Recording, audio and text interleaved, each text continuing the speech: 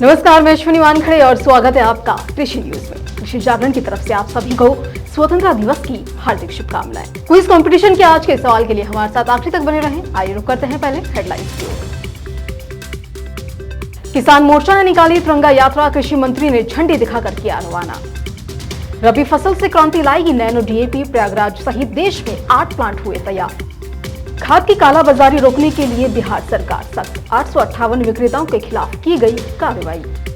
केंद्र सरकार द्वारा किसानों के लिए बड़ा ऐलान, टमाटर की खेती पर मिलेगी 37,500 रुपए की सब्सिडी। खेती को आसान बनाएगी ई प्राइम मूवर मशीन, बुवाई से लेकर छिड़काव तक सारे काम होंगे आसान।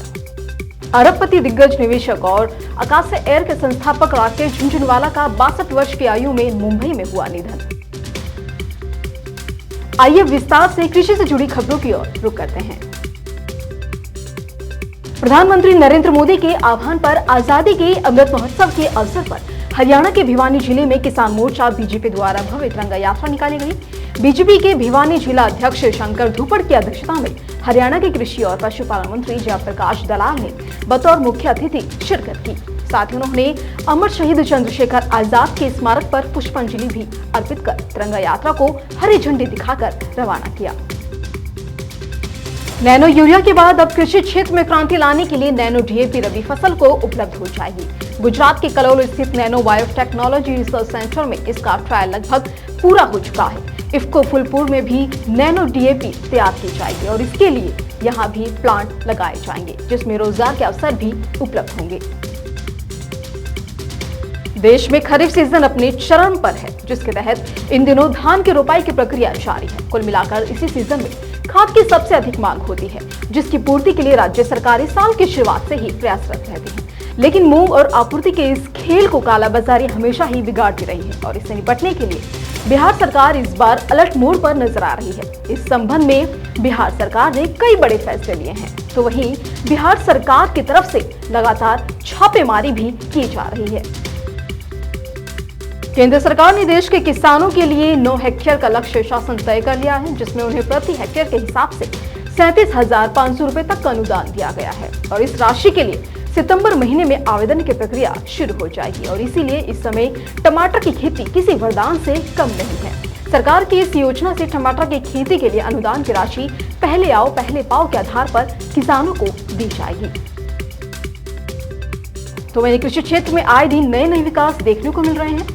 Central institute of agriculture engineering Bhopal के कुछ वैज्ञानिकों ने सौर ऊर्जा से चलने वाला ई प्राइम मूवर डिवाइस बनाया है और ये डिवाइस खेती के साथ कई कामों को आसान बनाने में मदद करता है। ये प्राइम मूवर डिवाइस एक ऐसा यंत्र है जो कृषि क्षेत्र में क्रांति लेकर आया है और इस डिवाइस की मदद से किसानों को ईंधन बचाने में भी मदद मिलेगी। ई प्राइम मूवर मशीन की मदद से निराई, गुड़ाई और रोपाई, बीज डालना काफी आसान हो जाएगा और इससे समय की भी बचत होगी और इसके साथ ही ये डिवाइस पर्यावरण बचाव के लिए भी काफी मददगार साबित हो रही है। बिग बुल ऑफ इंडिया उर्फ राकेश झुनझुनवाला का 14 अगस्त को 62 साल की उम्र में मुंबई में निधन हो गया। सूत्रों के अनुसार वे पिछले कुछ दिनों से ठीक नहीं चल रहे थे। आपको बता दें कि 5 जुलाई साल 1960 को जन्मे झुनझुनवाला मुंबई में एक राजस्थानी परिवार में पले बड़े थे। इनकी अनुमानित कुल संपत्ति $5.5 बिलियन है और ये भारत के 36वें सबसे अमीर व्यक्ति बन गए थे। राकेश झुनझुनवाला हमेशा एक बात कहा करते थे कि सफल होने के लिए जुनून चाहिए। यही वजह है कि उन्हें किंग ऑफ बुल मार्केट के रूप में लोग जानते हैं और पुकारते हैं और इसीलिए आज भी शेयर बाजार के वे किंग कहलाते हैं। कृषि मंत्रालय के एक वरिष्ठ अधिकारी ने कहा है कि किसानों की आय बढ़ाने और खाद्य तेलों में आत्मनिर्भरता हासिल करने के लिए मक्का, सरसों और मूंग की खेती को बढ़ावा दिया जाना चाहिए। तो वहीं भारतीय कृषि अनुसंधान परिषद के उप निदेशक और केंद्र सरकार के कृषि आयुक्त ए.के. सिंह ने कृषि क्षेत्र में ड्रोन जैसी तकनीकों को अपनाने पर भी जोर दिया।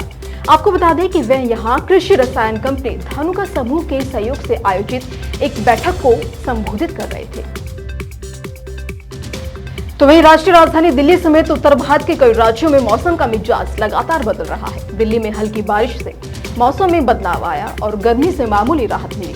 तो वहीं दक्षिण के राज्यों में भारी बारिश की चेतावनी दी गई है। मौसम विभाग ने बंगाल की खाड़ी के उत्तर पश्चिमी हिस्से में बने दबाव के क्षेत्र के कारण पश्चिमी बंगाल के कई जिलों में मूसलाधार बारिश की चेतावनी भी जारी की है।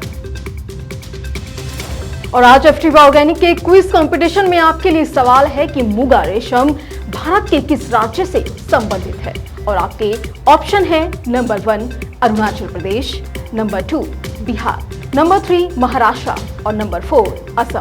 तो देरी किस बात की, फटाफट से आप हमें इसका जवाब आपकी स्क्रीन पर दिख रहे मोबाइल नंबर पर यानी कि 8800023204 पर एसएमएस कर बताएं और जीतें एफटीवी ऑर्गेनिक के डिस्काउंट कूपन्स और ढेरों इनाम।